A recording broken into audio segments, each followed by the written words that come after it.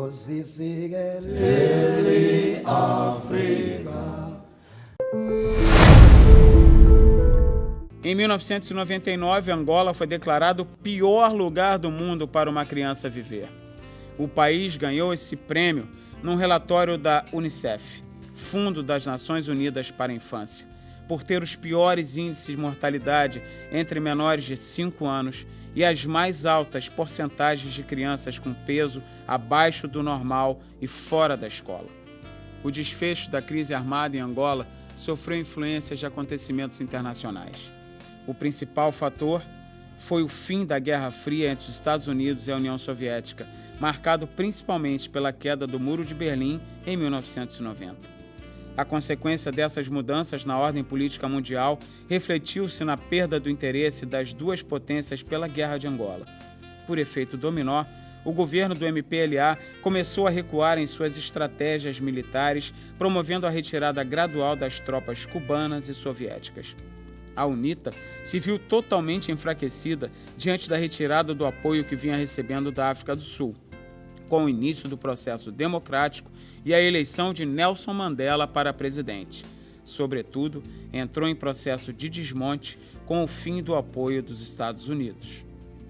Foi um fato interno, porém, que levou o governo de Angola e a UNITA a assinarem seu último e definitivo acordo de paz, o assassinato de Jonas Savimbi em 22 de fevereiro de 2002. O tratado sonhado saiu 6 semanas depois. A guerra acabou. A nação angolana finalmente estava livre após anos debaixo de guerras, ocupações e interferências. Os conflitos de 39 anos deixaram um balanço pavoroso. Mais de 1 milhão de mortos, 4 milhões de refugiados internos, 150 mil órfãos e 100 mil mutilados. 2 em cada 3 angolanos nunca conheceram a paz. 1 em cada 6 não sabe ler nem escrever. Em 2003, apenas 5 mil estavam na universidade. Angola, agora com 13 milhões de habitantes, é do tamanho do estado do Pará. Antes da guerra, era autossuficiente. Hoje, importa quase tudo. O desemprego ou subemprego atinge 40% da população. Com a paz, a reconstrução de um país cansado de guerra pôde começar. Alguns ministérios desenvolvidos por Analzira, em conjunto com as igrejas angolanas, estão contribuindo para esse progresso. Para ela, missões na África, além de ser mandamento de Jesus, tem como justificativa uma dívida para com Angola, pela dor causada com a perda de milhões de filhos seus. O povo brasileiro deve assumir um compromisso de solidariedade, não só com os angolanos, mas com todos os países lusófonos da África, já que falamos a mesma língua.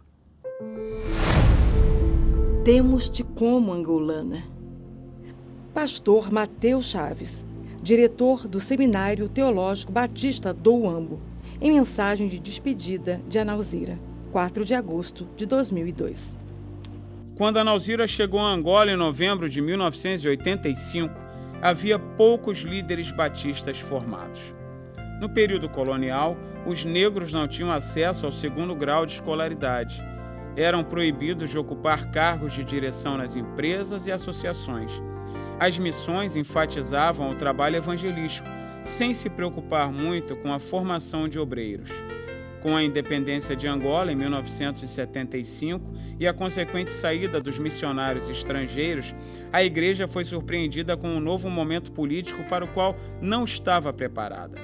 A liderança angolana batista percebeu que sem a educação teológica, a igreja estava destinada a morrer.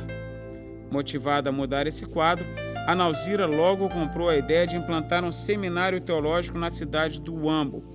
Investiu boa parte de seu ministério na criação dessa escola, sempre com o objetivo final de fazer desta nação um celeiro de missionários, tanto para Angola como para além fronteiras.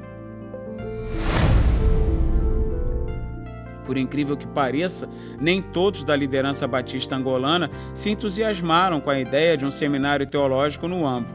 Ao começar suas atividades em 1986, com 5 alunos e 3 professores de tempo integral, o seminário não foi reconhecido como instituição batista. A própria Convenção Batista de Angola, a CBA, não aceitava a ideia de um seminário no Uambo, pois para a liderança a escola oficial ficava na capital, Luanda, e não havia necessidade de mais uma. A Nauzira se lembra da perseguição política por conta de seu envolvimento com o seminário. Numa reunião da CBA, houve discussão de mais de 1 hora só para decidir se ela podia fazer uso da palavra. Na época, a Nauzira ainda era missionária independente, fato que gerou o seguinte comentário da parte de alguns líderes angolanos: a Nauzira entrou pela porta dos fundos. Entretanto, em meio à oposição, o trabalho crescia e Deus abençoava. A Nauzira recorda: os primeiros 5 alunos ficaram próximos de mim, viam minha vida, me acompanhavam. Às vezes eu chorava.